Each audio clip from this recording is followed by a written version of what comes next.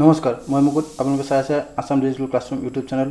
মই আজি আপোনালোকৰ বাবে এটা ইম্পৰ্টেণ্ট টপিক লৈ আহিছোঁ। সেইটো হৈছে 6খন সমল 2ৰ তৃতীয় শ্ৰেণীৰ গণিত বিষয়। আশা কৰিছোঁ ভিডিঅ'টো এয়ালৈকে চাব। যদি আপুনি আমাৰ চেনেলত নতুন, আমাৰ চেনেলটো ছাবস্ক্ৰাইব কৰিব, কাষত থকা বেল আইকনত প্ৰেছ কৰি অল ন'টিফিকেশ্যন অন কৰিব আৰু ভিডিঅ'টো লাইক কৰি আমাক উৎসাহিত কৰিব আৰু বন্ধুবৰ্গৰ লগত ভিডিঅ'টো শ্বেয়াৰ কৰিব। বলক আমি আৰম্ভ কৰোঁ। আজি মই তৃতীয় শ্ৰেণীৰ 6খন সমলৰ 2 নং সমলৰ তৃতীয় শ্ৰেণীৰ বাবে গণিত বিষয়ৰ আলোচনা কৰিম।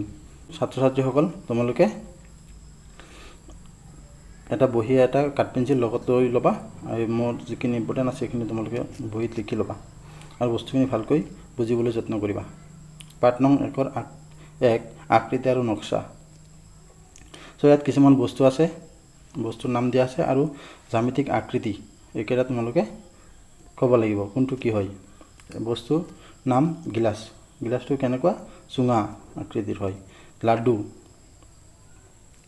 এটা লাডু কি হ'ব গোলক, ঘূৰণীয়া হয়, গতিকে এইটো গোলক। মমবাতিটো চুঙা আকৃতিৰ, কালাকানটো আয়তীয় ঘনক হয় আৰু এটা টুপি শংকু আকৃতিৰ।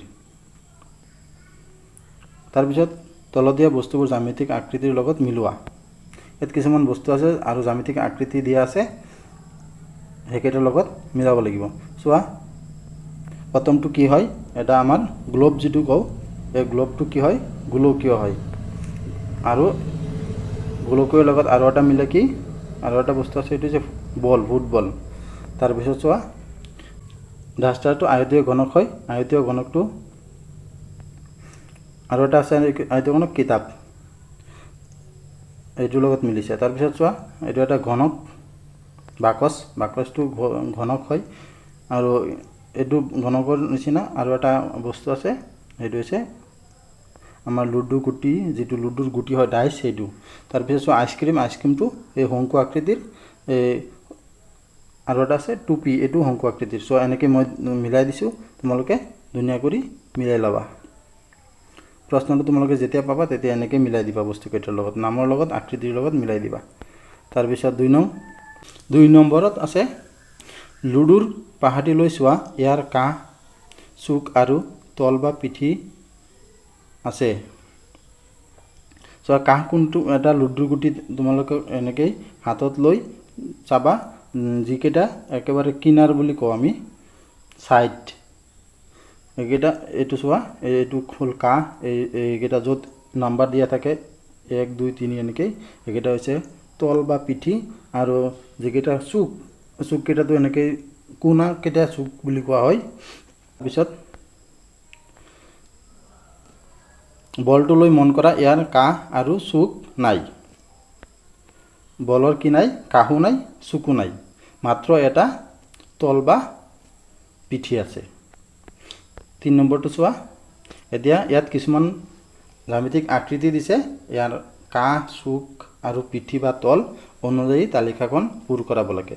চোৱা, জ্যামিতিক আকৃতি 1 নম্বৰত দিছে, এইটো এটা ঘনক, এই লুডুৰ গুটিটো যে আছে, লুডুৰ গুটিটোৰ নিচিনা। ইয়াৰ কাষ আছে, লুডুৰ গুটিটো ভালকৈ তোমালোকে হিচাপ কৰি চাবা, 12টা কাষ আছে, চুকৰ সংখ্যা হৈছে 8টা আৰু তল বা পিঠি হৈছে 6টা। তাৰপিছত এইটো এটা গোলক, গোলাকৃতি গোলক, এই গোলকটোৰ কি নাই, কাষো নাই, এটা চুকো নাই, গতিকে ইয়াত 0 0 লিখিছোঁ। আৰু তল আছে কেইটা, এটা তল আছে। তাৰপিছত এইটো হৈছে আয়তীয় ঘনক, এই পিংক কালাৰটো আয়তীয় ঘনক। আয়তীয় ঘনকৰ কাষৰ সংখ্যা হৈছে 12টা আৰু চুকৰ সংখ্যা হৈছে 8টা আৰু তল বা পিঠি হৈছে 6টা। তাৰপিছত এইটো হৈছে চুঙা, চুঙাটোৰ কাষ হৈছে 2টা, তলফালে এটা আছে, এইফালে থিয় কৰি ল'লে চুঙাটো ওপৰফালে এটা কাষ থাকে, তলফালে এটা কাষ থাকে আৰু চুক এটাও নাই আৰু তল বা পিঠি হৈছে 1, মানে এটা তল আছে। তাৰপিছত এইটো হৈছে তোমাৰ শংকু, শংকুটোৰ কাষ আছে এটা আৰু চুক আছে এটা, তল বা পিঠি আছে, এটা বেকা, এটা তল বেকা আছে আৰু এটা তল চিধা সমতল। গতিকে তোমালোকে এই চাৰ্টটো ভালকৈ বুজি পাইছা নহয়? যদি বুজি পোৱা নাই তেতিয়া তোমালোকে কমেণ্ট কৰি জনাই দিবা বা তোমাৰ হোৱাটছআপ নম্বৰটো দিবা আৰু ধুনীয়াকৈ বুজাই দিম। তাৰপিছত 4 নম্বৰ, তলৰ চিত্ৰবোৰ আকৃতি অনুযায়ী ৰং কৰা। এতিয়া তোমালোকৰ ইয়াত কি ৰং কৰিব লাগিব, কোনটো আকৃতি চোৱা, এইকেইটা এনেকৈ ৰং কৰিব লাগিব। মই অলপ কৰি দিছোঁ, তোমালোকে ধুনীয়াকৈ কৰিবা। চোৱা, বৃত্ত আকৃতিত ৰঙাৰং কৰিবা। যিকেইটা বৃত্তৰ নিচিনা গোলাকাৰ গোল বস্তু আছে সেইকেইটা তুমি ৰঙাৰং কৰিবা। চোৱা, মই এইটো বলটো ৰঙাৰং কৰিছোঁ আৰু এটাও গোলাকাৰ নাই, গতিকে আৰু এটাতো ৰঙাৰং দিয়া নাই। তাৰপিছত এনেকুৱা তিনিকোণীয়া মানে ত্ৰিভুজ আকৃতিৰ বস্তু তোমালোকে যিকেইটা ত্ৰিভুজৰ নিচিনা পাবা তাত নীলা ৰং কৰিব লাগিব। নীলা ৰং চোৱা, মই এইটোত কৰিছোঁ।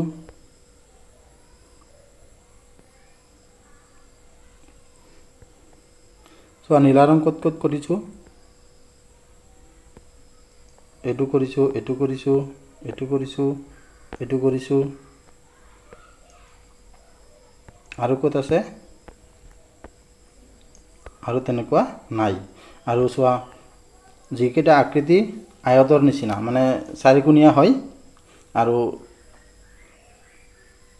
চাৰিওটা বাহু সমান নহয়। চোৱা, ওপৰৰ দুটা বাহু আৰু তলৰ দুটা বাহু এনেকৈ লম্বা চাইজৰ চাৰিকোণীয়া বস্তু, সেইটো হৈছে আয়ত। আয়তটোৰ ৰং কৰিছোঁ সেউজীয়া। চোৱা, এটা, দুটা, তিনিটা, এই তিনিটাত মই সেউজীয়া ৰং কৰিছোঁ। তিনিটা আয়তীয় হেৰি আছে, এই আয়তীয় আকৃতিৰ বস্তু আছে, গতিকে তিনিটাত মই সেউজীয়া ৰং কৰিছোঁ। তাৰপিছত বৰ্গাকৃতিৰ হালধীয়া ৰং কৰিবা। চাৰিটা বাহু আছে আৰু চাৰিটা বাহু সমান, সেইটো হালধীয়া ৰং কৰিব লাগিব। এইটো চোৱা, মই হালধীয়া ৰং কৰিছোঁ। এটা, দুটা, তিনিটা, আৰু এটা ডাঙৰ বৰ্গ আছে, এইটো হালধীয়া ৰং কৰি দিবা। মই দেখাই দি আছোঁ। এইটো এই যে ডাঙৰ গড়টো যে দেখিছা, এইটো গোটেইটো হালধীয়া ৰং কৰি দিবা। এইটো খালি মাজৰ সেউজীয়াটো এৰি ডাঙৰ গড়টো তোমালোকে কি কৰি দিবা, হালধীয়া ৰং কৰি দিবা। মনত থাকিবনে? তাৰপিছত চোৱা, চুক আৰু কাষ অনুযায়ী তলৰ তালিকাখন পূৰ কৰা। চোৱা, কেইটামান বস্তু ছবি দিছে, এইকেইটাৰ কাষ কিমান আছে, চুক কিমান আছে লিখিব লাগে। চোৱা, এইটো এটা কি হয়, আমাৰ ডাক টিকট বা ৰেভিনিউ। এইটো ৰেভিনিউ হয়। এইটো ৰেভিনিউটোৰ কাষ কেইটা আছে, কাষৰ সংখ্যা হৈছে 4টা, চুকৰ সংখ্যা 4টা। তাৰপিছত এইটো কাইট মানে চিলা, এইটো কেইটা কাষ আছে, 4টা কাষ আছে আৰু চুক আছে 4টা।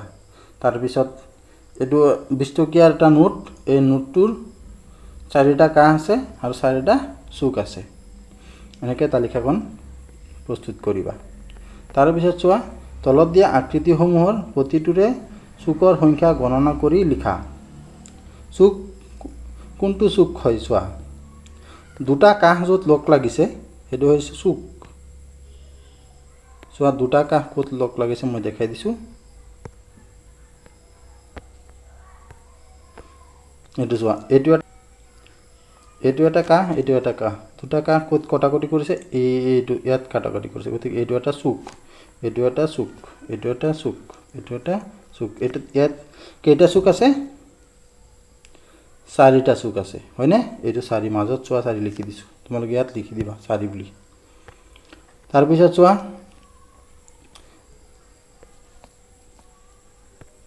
এইটোত দুটা চুক আছে, ইয়াত এটা চুক, ইয়াত এটা চুক, এই দুটা চুক আছে।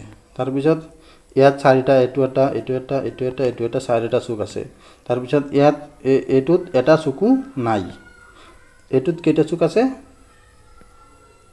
এইটোত 5টা চুক আছে, এনেকুৱা 5টা চুক আছে, 5 লিখা আছে। এইটোত চোৱা, ইয়াত 1, 2, 3, 3টা চুক আছে, 3 লিখা আছে। ইয়াত চোৱা, এটা চুক আছে, 1 লিখা আছে। তাৰপিছত ইয়াত চোৱা, 1, 2, 3, 4, 5, 6, 6টা চুক আছে, 6 লিখা আছে। ইয়াত চোৱা, 1, 2, 3, 4, 5, 6, 7, 7টা চুক আছে, 7 লিখিছোঁ। এনেকৈ তোমালোকে লিখিবা হিচাপ কৰি। তাৰপিছত চোৱা, এতিয়া তোমালোকে এখিলা কাগজ লোৱা আৰু এইটো ক ছবিত দেখুওৱা আকৃতিবোৰ নিচিনাকৈ কাটি লোৱা। এতিয়া সেই নমুনাবোৰে খ চিত্ৰত দেখুওৱাৰ ধৰণে তলত খালী বাকচত আঠা লগাই ৰং কৰিবা। চোৱা এইটো ক নম্বৰ নিচিনাকৈ তোমালোকে কাগজৰ এটা কাগজ লৈ বগা কাগজতে লৈ ল'ব পাৰিবা, পাছত ৰং কৰি ল'বা, আগতে কাটি ল'বা। তাৰপিছত এই কটা টুকুৰাকেইটা এনেকৈ বেলেগ বেলেগ ৰং দিবা। ৰং দি ইয়াত খ চিত্ৰত যেনেকৈ দেখাইছে এইটো চোৱা, এইটো আহি ইয়াত এনেকৈ বহাই দিছে। তাৰপিছত এইটো ইয়াত বহাই দিছে, এইটো ইয়াত বহাইছে। এনেকৈ তোমালোকে খ চিত্ৰটো, এই চিত্ৰটো, এইটো চিত্ৰ ইয়াত কাগজ বহাই, ইয়াত এইটো ঘৰৰ ভিতৰত কাগজকেইটা বহাই, এনেকুৱা এই যে কাগজকেইটা ইয়াত বহাই তোমালোকে এটা এই খ নম্বৰ চিত্ৰটোৰ নিচিনা বনাব লাগিব। তাৰপিছত চোৱা ২ নং পাঠ, সংখ্যাৰ ধাৰণা ১ৰ পৰা ৫০০লৈ। চোৱা খালী ঠাইবোৰ উপযুক্ত সংখ্যাৰে পূৰ কৰা। ইয়াত চোৱা বহুত খালী ঘৰ আছে, আৰু মই যিকেইটা ৰঙা লিখা আছে, ৰঙা লিখাকেইটা মই লিখিছোঁ, আৰু খালী যিকেইটা ক'লা লিখা আছে এইটো প্ৰশ্নত আগৰ পৰা লিখা আছিলে, আৰু ৰঙাকেইটা মই লিখিছোঁ। চোৱা প্ৰথমত আছে চোৱা ১০১। চোৱা এইটো ১০১ আছিলে, ১০২টো ইয়াত নহ'ব, ১০২টো ইয়াত নহয়, এইফালে ১, ১০২, ১০৩, ১০৪, ১০৫, ৬, ৭, ১০৮, ১০৯, ১০১০, ১১১, ১১২, ১১৩, ১১৪, ১১১৫, ১১৬, ১১৭, ১১১৮, ১১১৯, ১২০ এনেকৈ লিখিছোঁ। তাৰপিছত তোমালোকে ইয়াত লিখিবা ১২১, এনেকৈ ১২২, ১২৩, ১২৪, ১২৫, ১২৬, ১২৭ এনেকৈ লিখি যাবা। লিখি গোটেইকেইটা গড় ২০০লৈকে আছে, গতিকে তোমালোকে ধুনীয়াকৈ এই তালিকাটো সম্পূৰ্ণ কৰিবা। তাৰপিছত ২ নম্বৰ যুগ্ম আৰু অযুগ্ম সংখ্যাৰ সৈতে পৰিচয় হোৱা। আমি যি সংখ্যাবিলাক যে আছে আমাৰ স্বাভাৱিক সংখ্যাবিলাক, তাৰে কিছুমান যুগ্ম থাকে, কিছুমান অযুগ্ম থাকে। যুগ্ম মানে হ'ল জোৰ, আমি দুটা দুটাকৈ ভাগ কৰিব পাৰিম, আৰু অযুগ্ম আমি দুটা দুটাকৈ জোৰ কৰিব নোৱাৰিম, ভাগ কৰিব নোৱাৰিম। চোৱা বস্তু গণনা কৰিবলৈ আমি ১, ২, ৩ এইবিলাক ১০, ১০০, ৫০ এনেকৈ বহুত সংখ্যা আছে, আমি সংখ্যাবোৰ ব্যৱহাৰ কৰোঁ। যেনে ২টা মাৰ্বল, ৩টা বেলুন, ৪টা আম, এনেকৈ আৰু বহুত যিমান আছে আমি সংখ্যা, বস্তু গণিবলৈ আমি সংখ্যা ব্যৱহাৰ কৰোঁ। কেতিয়াবা আমি বস্তুবোৰ দুটা দুটাকৈ জোৰ কৰোঁ। দুটা দুটাকৈ জোৰ কৰিলে গম পাওঁ। চোৱা ২টা মাৰ্বল এযোৰ, ৩টা মাৰ্বল এযোৰ আৰু এটা অকলশৰীয়াকৈ আছে। তাৰপিছত ৪টা মাৰ্বল একযোৰ, দুইযোৰ, ৪টা মাৰ্বল হ'লে একযোৰা, দুইযোৰা আছে, দুইযোৰ। তাৰপিছত ৫টা মাৰ্বল একযোৰ, দুইযোৰ আৰু অকলশৰীয়াকৈ এটা আছে। ৬টাত একযোৰ, দুইযোৰ, ৩যোৰ আছে। এতিয়া আমি কি দেখিলোঁ যে কিছুমান জোৰ থাকি যায়, আৰু কিছুমান এটা অকলশৰীয়া হৈ যায় সংখ্যা। কিছুমান সংখ্যা অকলশৰীয়া, এটা অকলশৰীয়া হৈ যায়, কিছুমান যোৰা মিলি যায়। মন কৰা ২ সংখ্যক স্তম্ভ বস্তুৰ পৰা আমি এটা জোৰ পাওঁ, তেনেদৰে ৪ সংখ্যক স্তম্ভৰ পৰাও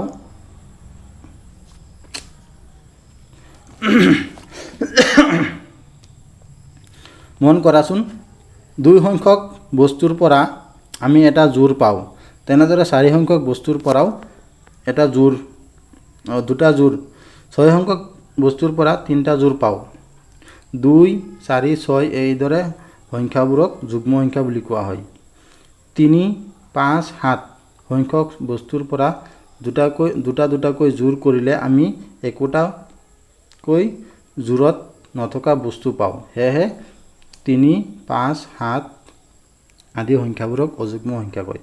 মই আগতেও কৈছোঁ যে যিকেইটা আমি দুটা দুটাকৈ জোৰ কৰিব পাৰোঁ শেষত এটা অকলশৰীয়া হৈ নাযায় সেই সংখ্যাকেইটা হৈছে যুগ্ম সংখ্যা আৰু যিকেইটা আমি দুটা দুটাকৈ জোৰ কৰিলেও তাৰপিছত লাষ্টত এটা অকলশৰীয়া হৈ যায় সেইটো হৈছে অযুগ্ম চোৱা একটো জোৰ কৰিব নোৱাৰিম এটা অকলেই আছে এইটো অযুগ্ম দুইটো যুগ্ম তিনি অযুগ্ম চাৰি যুগ্ম পাঁচ অযুগ্ম ছয় যুগ্ম সাত অযুগ্ম আঠ যুগ্ম ন অযুগ্ম 10 যুগ্ম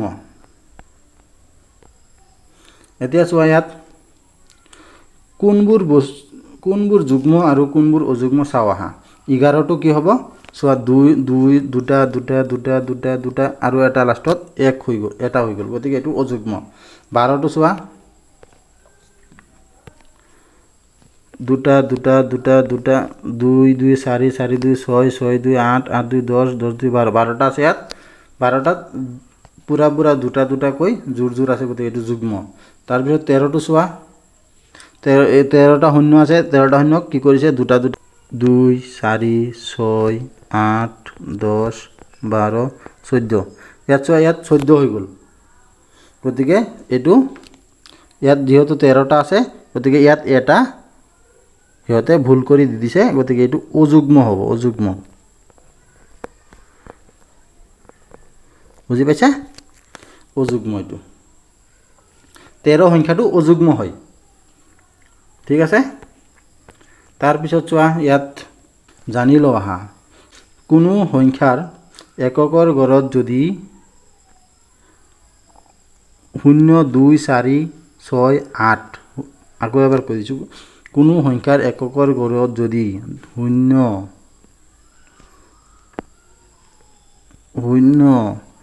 2 4 6 বা 8 থাকে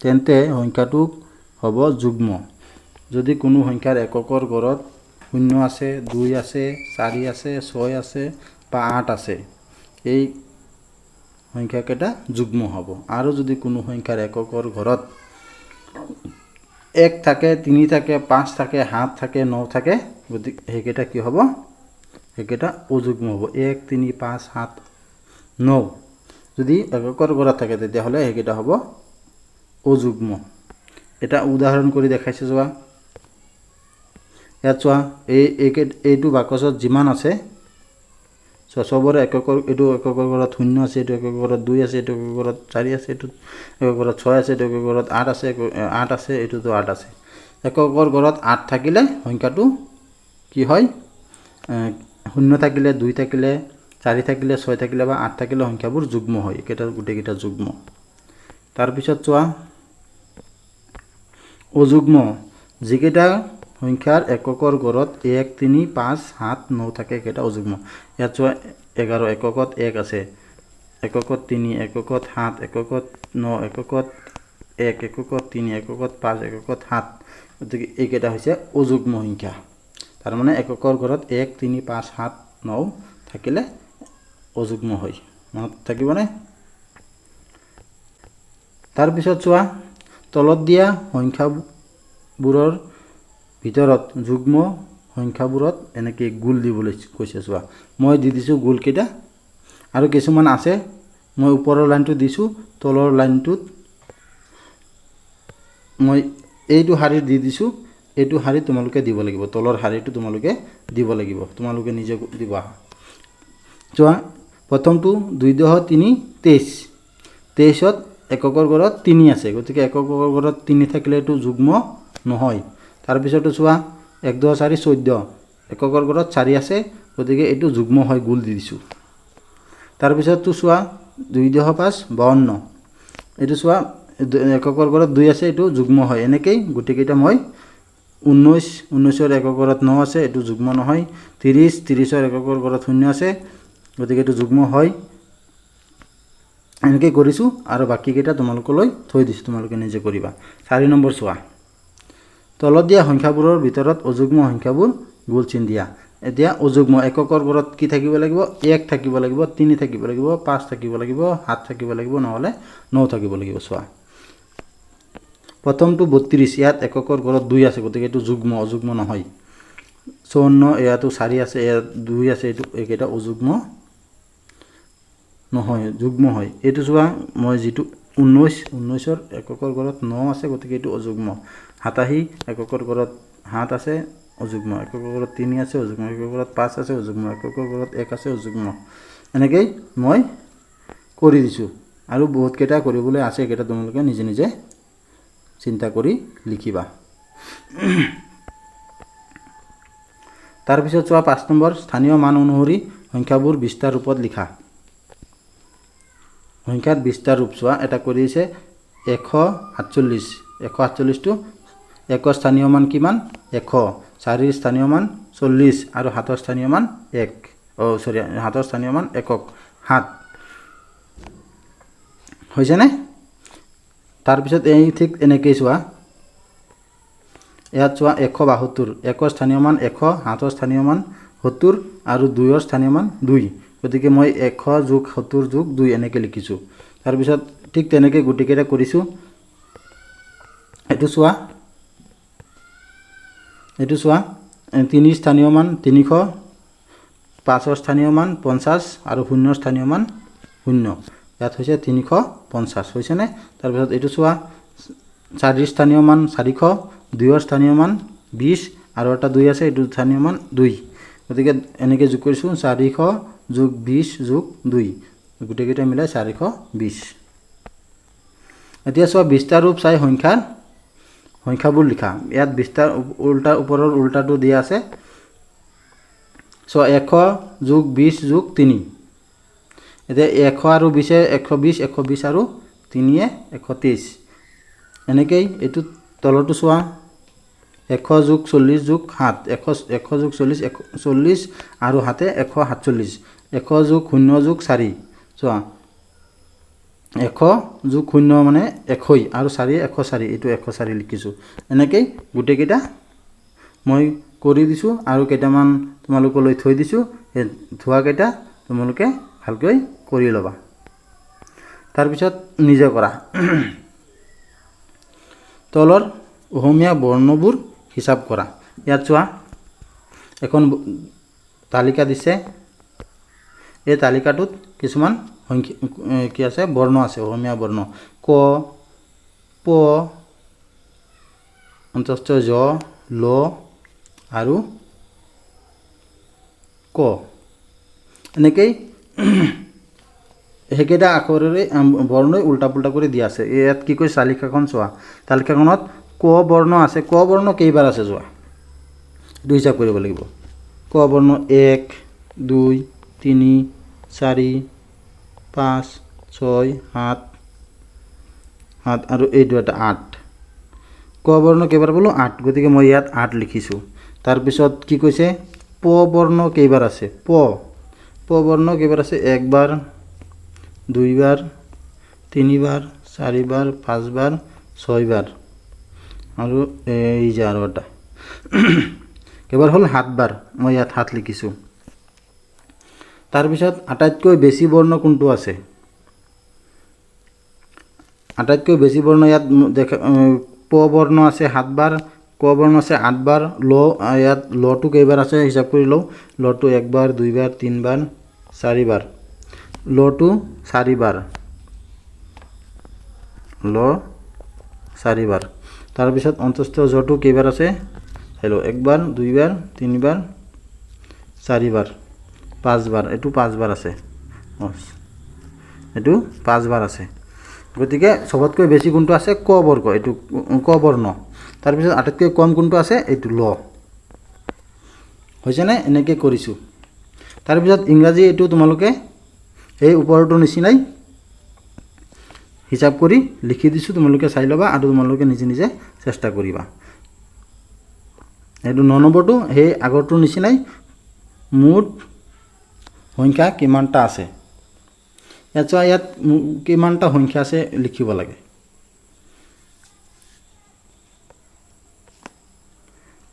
ইয়াত চোৱা কিমানটা সংখ্যা আছে?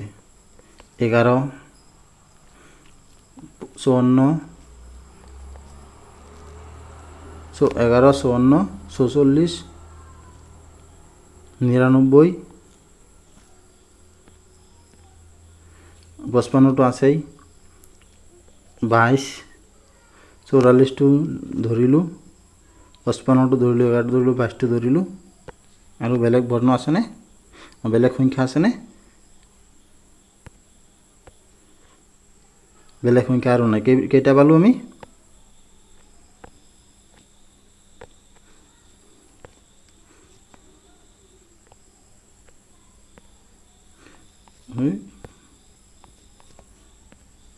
এটা দুটা তিনটা চাৰিটা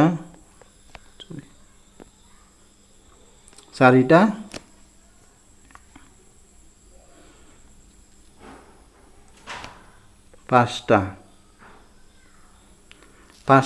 সংখ্যা আছে ইয়াত পাঁচটা সংখ্যা বহুতবাৰ আছে ঠিক আছে ইয়াত মুঠ সংখ্যা কেইটা আছে পাঁচটা সংখ্যাই বাৰে বাৰে দিয়া আছে ইয়াত 5 লিখিব পাৰিবা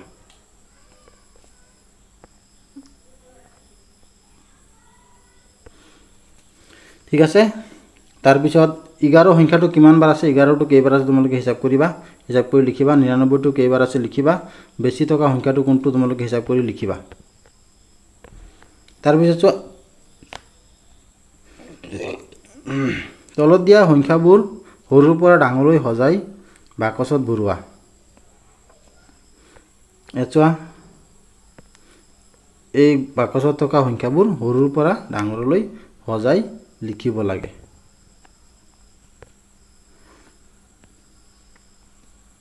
একেটা চোৱা সৰুৰ পৰা ডাঙৰলৈ সজাই লিখিব লাগে সবতকৈ সৰু তোমালোকে চোৱা ইয়াত দহকৰ ঘৰ কেইটা চাবা দহকৰ ঘৰৰ সবতকৈ কম কোনটো আছে 3 আছে 33 আৰু লিখিছো ওপৰৰ কেইটা কি হৈ গ'ল ইংৰাজীত হৈ গ'ল তোমালোকে অসমীয়াত লিখি লবা তাৰ পিছত এককৰ ঘৰত সবতকৈ কম থকা কোনটো এইটো লিখিছো ইয়াত তাৰ পিছত আৰু কোনটো ইয়াতকৈ কম কোনটো আছে 5 এইটো তাৰ পিছত দহকৰ ঘৰত 5ৰ পিছত কি আছে 6 এইটো লিখিছো তাৰ পিছত দহকৰ ঘৰত এইটো লাষ্টটো লিখিছো ঠিক তেনেকৈ এইটো লিখিছো এককৰ ঘৰত চোৱা সবতকৈ কম এককৰ ঘৰত নহয় দহকৰ ঘৰত সবতকৈ কম আছে এইটো লিখিছো তাৰ পিছত তাতকৈ কম 4 এইটো আছে 46টো লিখিছো তাৰ পিছত দহকৰ ঘৰত